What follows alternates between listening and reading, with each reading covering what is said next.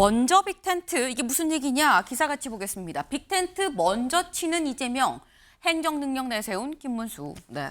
먼저 이 앞부분, 이재명 후보에 대한 좀 얘기입니다. 빅텐트를 이재명 후보가 먼저 치는 것 같다라는 얘기가 나옵니다. 왜?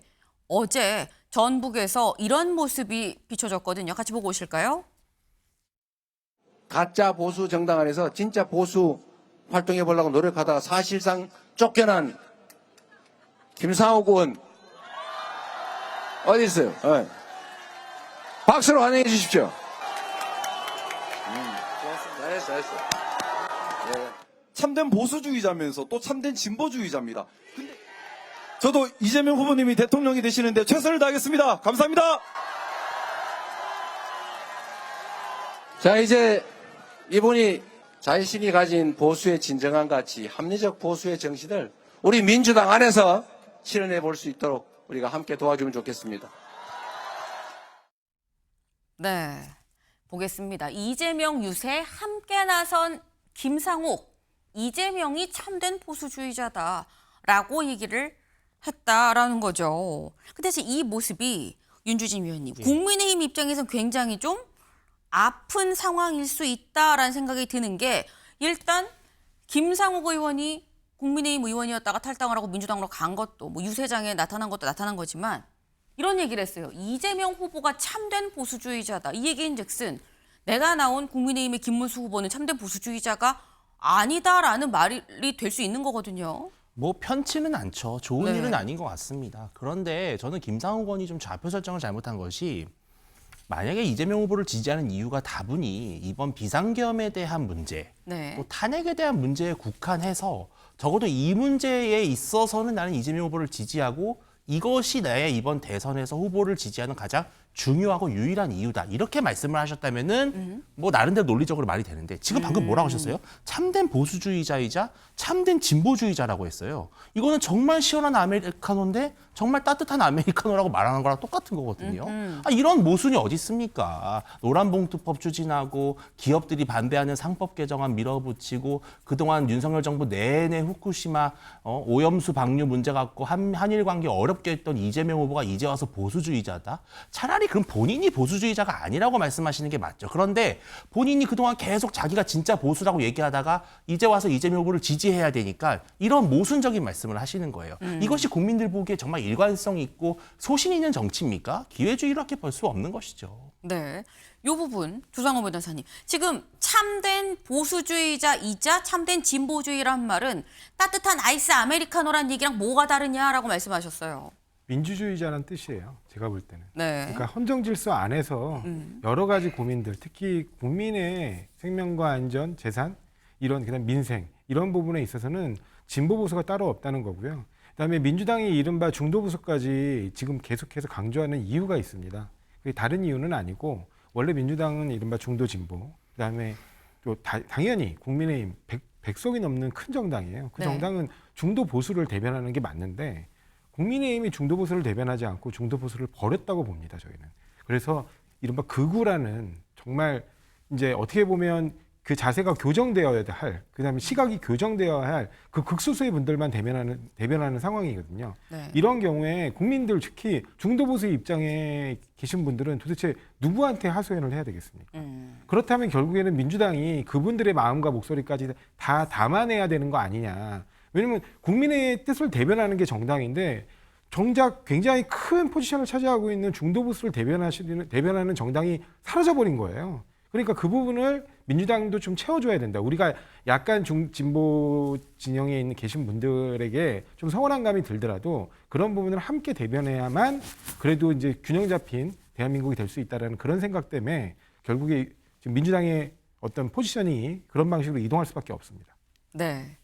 지금 민주당이 중도 보수까지도 커버를 하기 때문에 지금 김상욱 의원이 온 게 좀 이상하지가 않고 결국은 민주주의자다라는 얘기를 한 거 아니겠느냐라는 건데, 근데 요 사실 드는 의문이 이게 있었어요, 주 변호사님.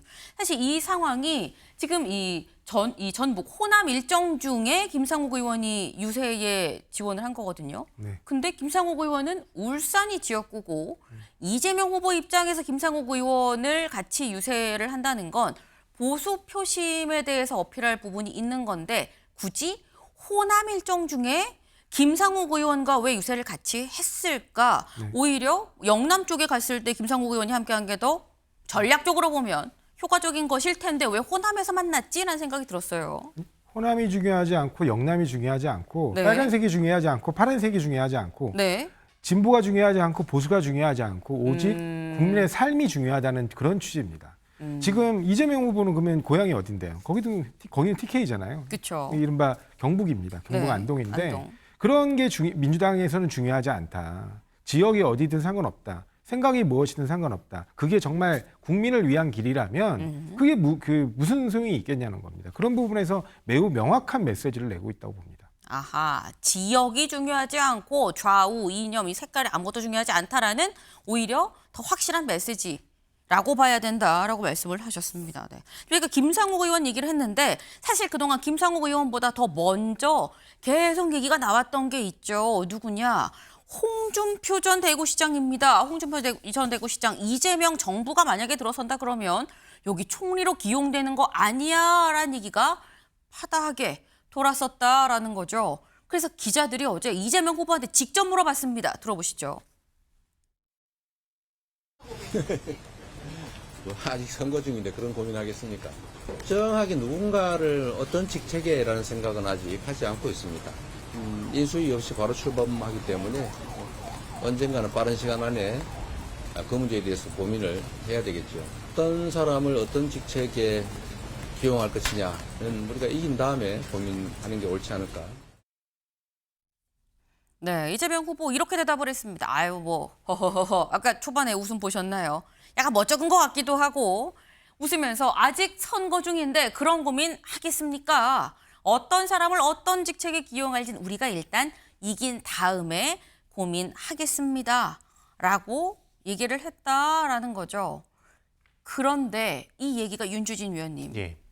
사실 이번 대선은 조기 대선이거든요. 탄핵 이후에 이루어지기 때문에 인수위가 없습니다. 그리고 이재명 후보도 그렇다고 또 본인 얘기하던 중에 인수위가 없어서 또 바로 해야 된다고 얘기를 했는데 그렇다고 한다면 그건 뭐 김문수 후보든 이재명 후보든 양쪽 다 기본적인 어떤 구상은 갖고 있어야 되는 거 아니냐. 정말 생각을 어떤 사람을 어느 직책에 기용할지 생각을 안 했을까라는 의문이 들어요. 네, 그냥 전형적인 여의도 사투리죠. 그러니까 당연히 고민하고 있을 수밖에 없고 워낙 이제 당선이 스스로도 유력하다고 보실 것이고 그러니까 대통령 된 이후에 재판도 못하게 지금 다 막아놓는 거 아니겠습니까? 대통령이 될 준비를 하고 계시니까요.